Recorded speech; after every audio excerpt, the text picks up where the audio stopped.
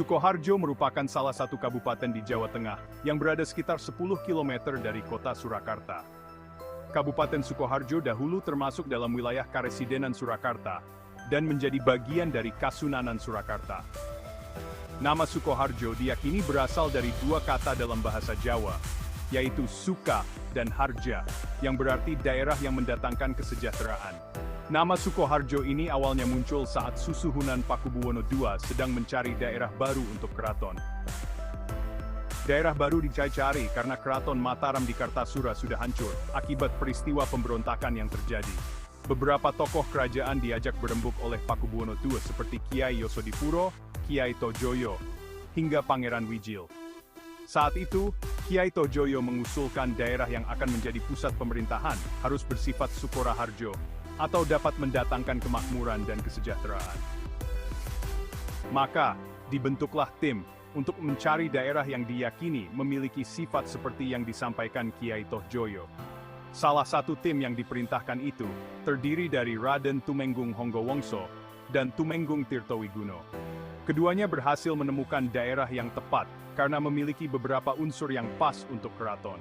Unsur itu antara lain Bacira Ngayun, alun-alun depan, Bacira Pungkuran, alun-alun belakang, tempat pandai besi, tempat pembuatan warangka keris, meranggen, hingga tempat para istri raja, serta tempat untuk kandang gajah raja. Awalnya daerah itu akan dipilih, namun tidak jadi karena pertimbangan strategis, yaitu terlalu dekat dengan markas Pangeran Sambernyawa yang sedang berkonfrontasi dengan Pakubuwono II. Sejarah mencatat, pada akhirnya istana baru itu didirikan di Desa Sala, yang kemudian menjadi Keraton Kasunanan Surakarta. Meski tidak jadi dipilih, daerah yang ditemukan itu tetap berkembang dan sekarang menjadi wilayah Sukoharjo. Daerah itu terdapat Desa Begajah yang akan dijadikan kandang gajah, lalu ada Desa Pandean, tempat banyak pandai besi, hingga Desa Meranggen, tempat kerajinan warangka keris. Wilayah Sukoharjo awalnya masuk dalam kekuasaan Kasunanan Surakarta dengan status Kawedanan yang dipimpin Wedana. Selain Kawedanan Sukoharjo, ada pula Kawedanan Bekonang dan Kawedanan Kartasura yang letaknya berdekatan.